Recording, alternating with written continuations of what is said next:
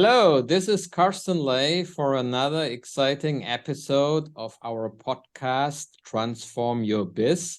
And today I have my guest, Ramon Austria from Philippines. Hello. Hi. Who is doing exciting projects in the Middle East. And he will help us to explain a little bit of what is going on in the Middle East around cultural and business transformation. Ramon, please introduce yourself. Thank you for having me, Carsten. And I'm always looking forward to opportunity like this in which we can share our experience in terms of the massive transformation happening in the Middle East. Let me start with saying the vision of specifically for Saudi Arabia, the Vision 2030, has brought together ideas both in business and in technology, that ambitious goal. But what we are seeing right now is we are seeing this come into fruition. The massive mega projects in which has been announced has attracted the global community. And coupled with that, we had an idea that Saudi Arabia used to be very conservative. But with the new thrust of the most visionary leaders, one of the most visionary leaders here in Saudi Arabia, now things has drastically changed. You can imagine many years ago, female are not allowed to drive, but this king, visionary crown prince, has opened the way and leveled the playing field both for male and female, both for resident and non-resident, and for the international community. So culturally, that conservatism is now actually in the middle of their opening up their own country. Tourism has played a major part, the Vision 2030, and lastly, of course, the vision that they like to diversify their own economy. These paved the way so that the best of breed, the highly advanced technologies or business transformation happening around the globe are actually in Saudi Arabia right now.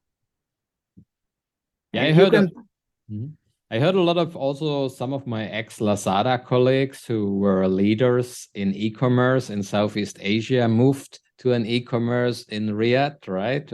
Absolutely.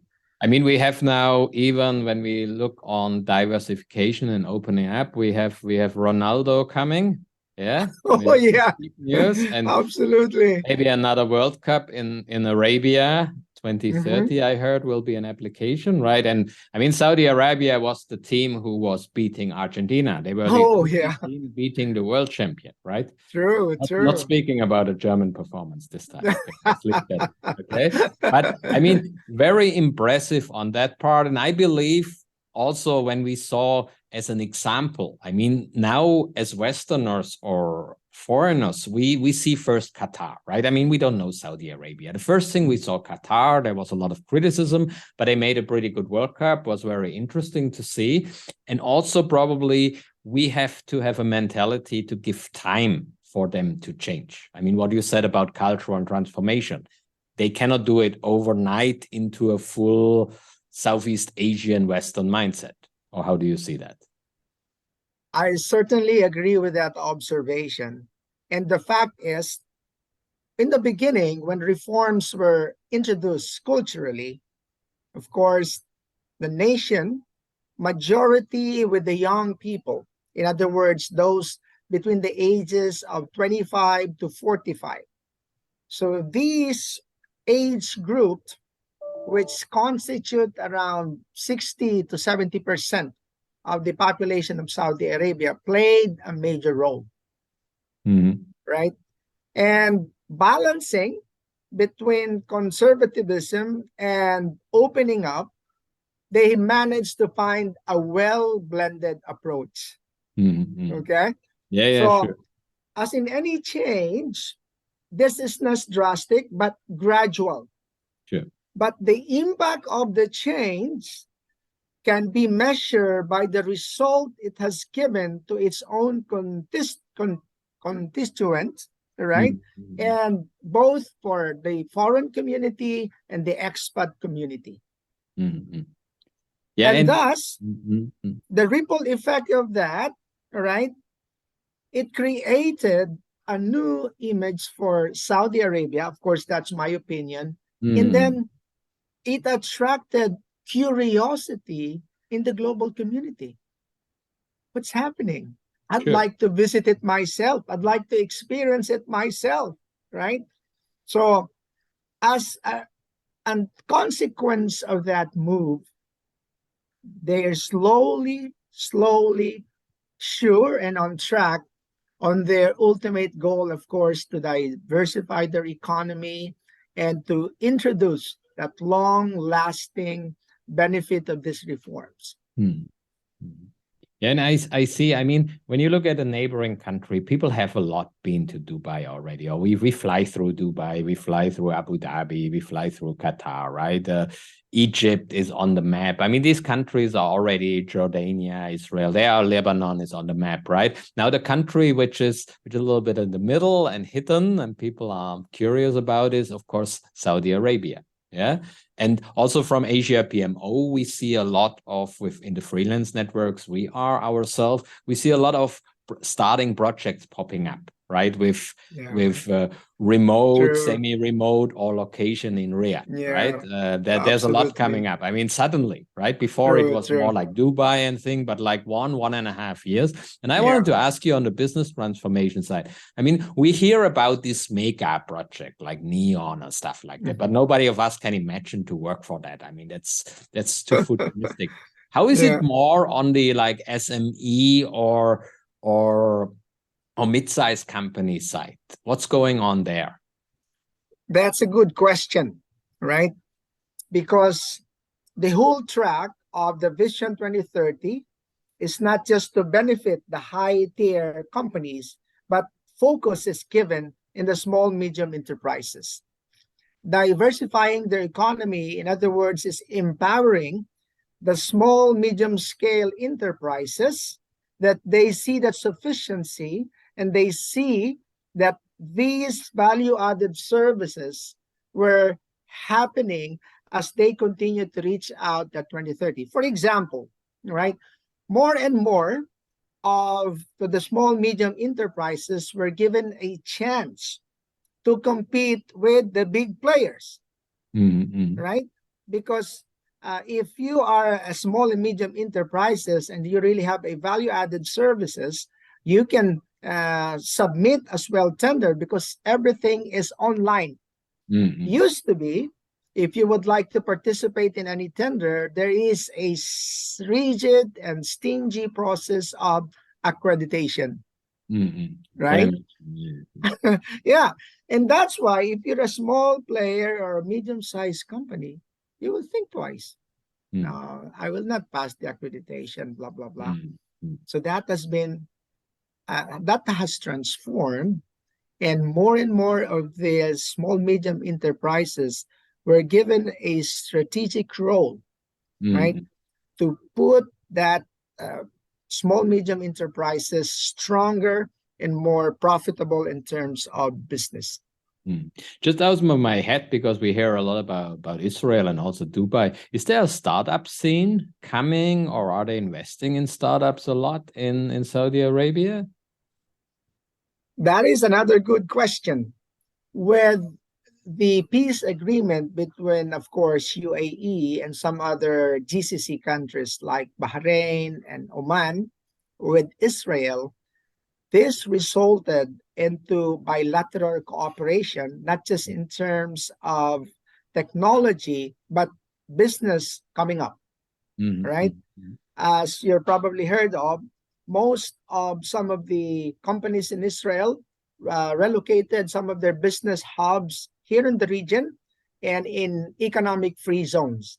In Dubai, you can find also free zones company in which a foreigner, right, can have the full ownership of that company, right?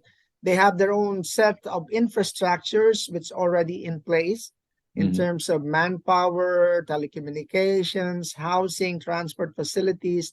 These were all established and already working. So the entry of such players is made easy.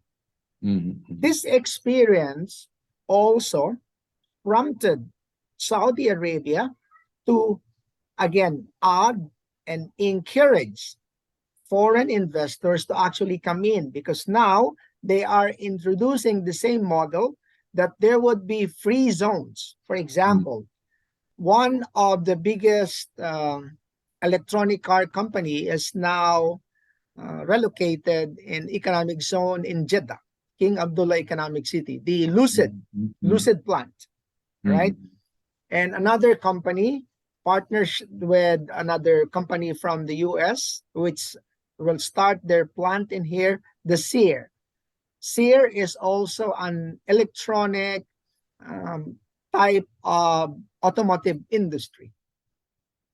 So those are just some few of the examples we have seen, but overall, the economy, the business, the technology is really on the go, always in motion. And for them, this is really an opportunity. As we say, we had the Renaissance period before, right? And in fact, this is, from my opinion, this is actually what the Renaissance looks like in Saudi Arabia. And that will also, okay, had the trigger or rippling effect in the entire Middle East and, of course, in the region.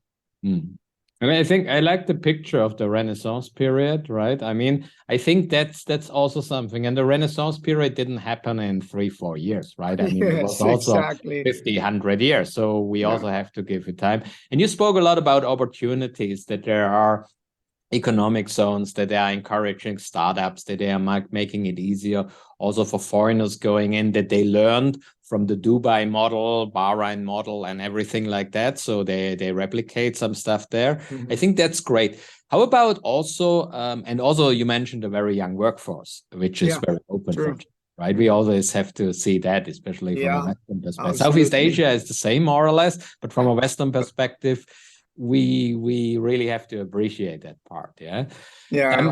What do you see beside opportunities? Any pitfalls or things we have to be still a little bit more careful operating in Saudi Arabia or with Saudi Arabian clients?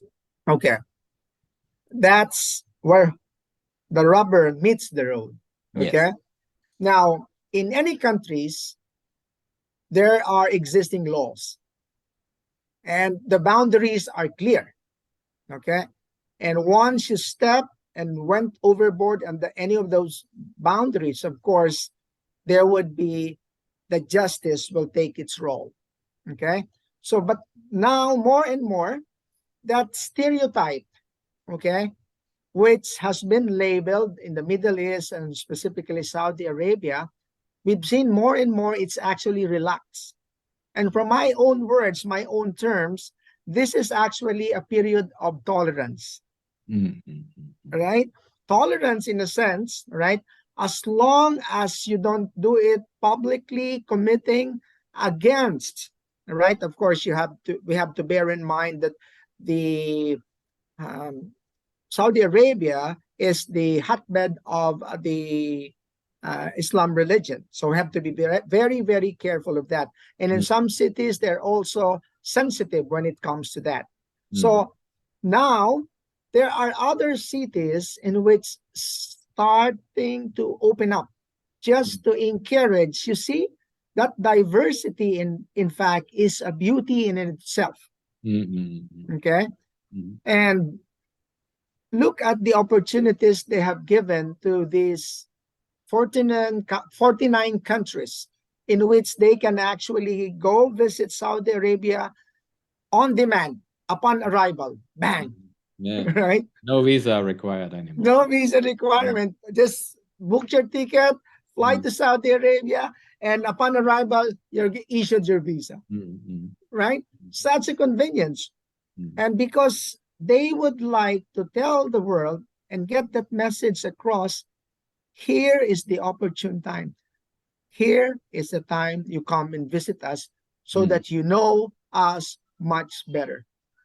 Okay, that's great. That's great. Yeah. No, that's good to hear. That's there's adaptation going on. There's relaxation as long as you keep it private. I mean, that's we heard also from other Middle East countries, but even you hear it from other countries in other regions of the world, right? True. I mean, there's always adaptation there, and I think this is very good. So, in a nutshell, what would you recommend now, consulting companies and other players? How to start there, or how to get a start there, or get in touch, or how does it work? I'm always been a believer of expanding our network. Okay. And your depth and breadth of experience can be duplicated in this part of the globe. And here's the beauty of it. In the past, only actually we are defined by the best technologies and the best results are just actually coming from the West, right? Yeah. But now, right, with this opening up, we are from Asia, Southeast Asia, then we can actually have the opportunity to showcase what we can bring on the table to help solve or be a valuable contributor in any of this transformation. I think and I see Arabia a little bit like a East meets West playground, right? I mean, you have expats from both sides. You also have from Asia, absolutely. China, Japan, right? But they are not so focused. And I know some of my maybe countrymen will not listen to that or don't like that so much, but they're not so focused to just getting European or American advisors in. They're looking east because maybe there's more understanding on the culture and also more understanding on the development. Because if we look in Southeast Asia, I mean, we are based also in Vietnam, which was also opening up much slower than Philippines, for example. And they also had both cultural and legal restrictions here, right? So maybe there's a better understanding, right? True.